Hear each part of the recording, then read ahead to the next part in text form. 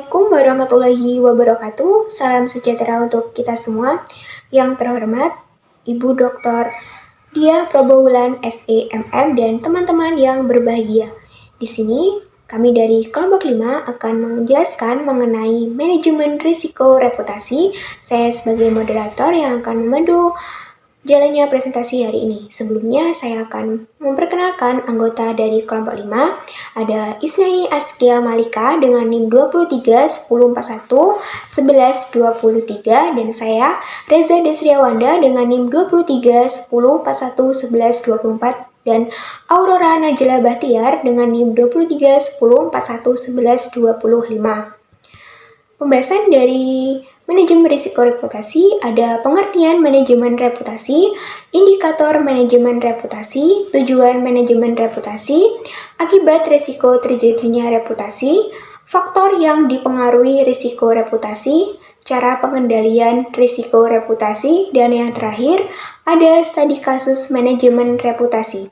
Pembahasan yang pertama akan disampaikan oleh Saudari Askia. Kepada Saudari Askia disilakan. Pengertian manajemen reputasi. Reputasi secara luas diakui sebagai salah satu aset perusahaan yang paling penting dan utama sumber keunggulan kompetitif, tetapi juga yang paling sulit untuk dilindungi. Perubahan dalam lingkungan, seperti pengembangan media global dan saluran komunikasi reputasi. Risiko reputasi juga lebih sulit untuk dikelola daripada risiko tradisional. Hal tersebut karena risiko reputasi bertumpu pada persepsi.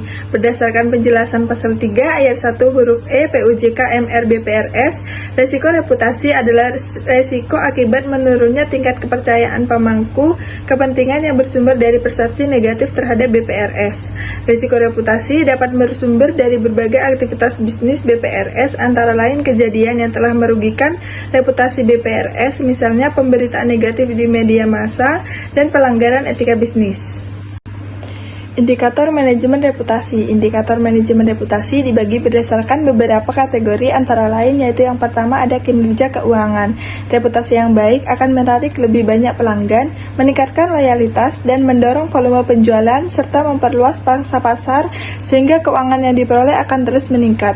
Yang kedua ada indikator digital dan media sosial. Di era digital, kehadiran online dan interaksi di media sosial sangat krusial, di mana semua harus memperhitungkan pertumbuhan dan jangkauan konten yang menunjukkan luasnya audiens yang terlibat agar setiap perkembangan memperlihatkan citra yang baik. Ketiga yaitu ada indikator survei. Survei yang dilakukan secara berkala kepada pelanggan, karyawan, investor untuk mengukur persepsi para stakeholder terhadap suatu perusahaan, mengukur loyalitas pelanggan dan kemauan untuk merekomendasikan produk kepada orang lain. Yang keempat yaitu ada indikator risiko dan tata kelola. Suatu perusahaan mengelola risiko dan mematuhi aturan akan membentuk reputasi, diantaranya yaitu kepatuhan terhadap regulasi, peraturan industri, dan peraturan hukum. Pelanggaran regulasi dapat merusak reputasi secara instan. Jumlah dan jenis keluhan pelanggan, tingginya jumlah keluhan terutama yang tidak ditangani dengan baik, dapat mengindikasikan masalah reputasi. Tujuan manajemen reputasi. Manajemen reputasi bertujuan untuk yang pertama, melindungi dan mempertahankan citra positif. Yang kedua, membangun kepercayaan dan kredibilitas. Yang ketiga, meningkatkan nilai bisnis. Yang keempat, memperkuat posisi pasar. Dan yang kelima, mendukung pertumbuhan jangka panjang. Selanjutnya, ada akibat resiko terjadinya reputasi. Yang pertama, kerugian finansial langsung dan tidak langsung. Reputasi yang tercemar dapat menyebabkan penurunan pendapatan, meningkatnya biaya modal, dan erosi nilai pasar. Lalu yang kedua, perubahan perilaku stakeholder. Investor berpotensi menarik suntikan dana atau menuntut imbal hasil lebih tinggi. Lalu yang ketiga ada penurunan brand equality dan kepercayaan. Hilangnya kepercayaan publik menyebabkan terciptanya citra negatif yang sulit dipulihkan. Lalu yang keempat ada efek jangka panjang dan hambatan pemulihan. Reputasi dapat rusak dari peristiwa kecil yang terus berulang, dan proses pemulihannya bisa memakan waktu bertahun-tahun. Selanjutnya, faktor yang dipengaruhi risiko reputasi. Reputasi merupakan aset penting bagi perusahaan karena reputasi dapat mempengaruhi yang pertama kualitas produk atau layanan. Produk gagal atau layanan yang buruk langsung memicu kekecewaan bagi pelanggan yang langsung viral negatif melalui media sosial. Yang kedua, keinginan supplier untuk membangun partnership. Reputasi menggambarkan kredibilitas perusahaan. Reputasi yang baik akan membuka peluang bisnis bagi perusahaan melalui pihak yang menawarkan kerjasama. Yang ketiga, pertimbangan kompetitor untuk masuk pasar. Kedatangan kompetitor seringkali membawa tekanan pada profitabilitas perusahaan. Yang keempat, kredibilitas stakeholder atau pemilik. Reputasi pemilik, dewan, atau auditor turut mempengaruhi persepsi stakeholder terhadap kepercayaan institusi. Yang kelima, biaya modal. Reputasi akan mempengaruhi kemudahan perusahaan dalam memperoleh dana baru untuk menjalankan dan mengembangkan usaha. Kemudian yang terakhir, perekrutan individu yang memiliki potensi. Reputasi yang baik dapat menumbuhkan keinginan individu unggul untuk berkarya di perusahaan yang diinginkan. Selanjutnya, cara pengendalian risiko reputasi. Pengendalian risiko reputasi adalah serangkaian strategi dan tindakan yang proaktif untuk dirancang, melindungi, mempertahankan, dan meningkatkan citra positif suatu perusahaan yang tercipta di mata publik, karyawan, dan pemangku kepentingan lainnya. Risiko reputasi bisa muncul dari berbagai sumber seperti masalah kualitas produk, pelanggaran etika, krisis keuangan, bahkan masalah komentar negatif pada media sosial. Cara pengendalian risiko reputasi adalah melakukan program proaktif, preventif aktu, program pemeliharaan reputasi, mitigasi, dan respon. Selanjutnya ada studi kasus dari Perbankan Syariah Indonesia.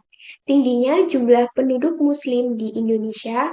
Data pada tahun 2019 lalu, mayoritas penduduk Indonesia memeluk agama Islam.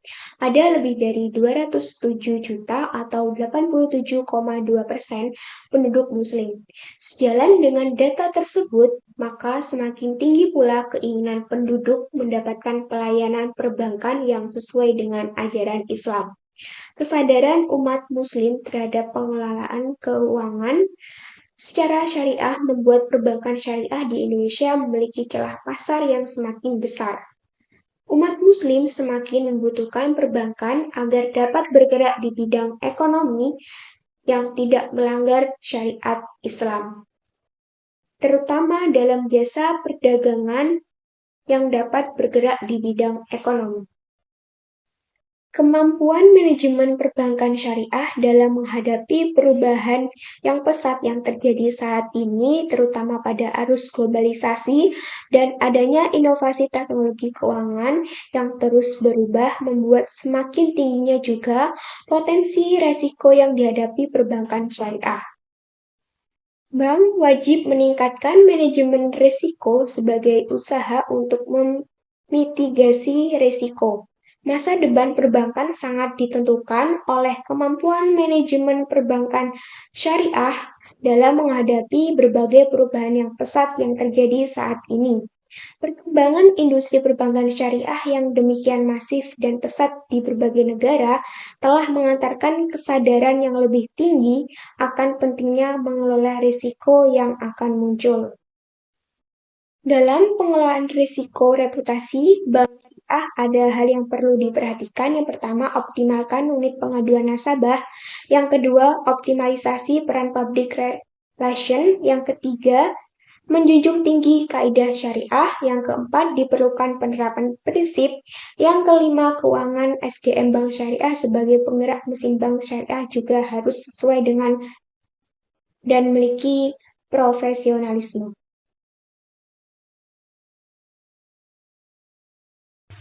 Kesimpulannya yaitu reputasi secara luas diakui sebagai salah satu aset perusahaan yang paling penting dan utama sumber keunggulan kompetitif, tetapi juga yang paling sulit untuk dilindungi.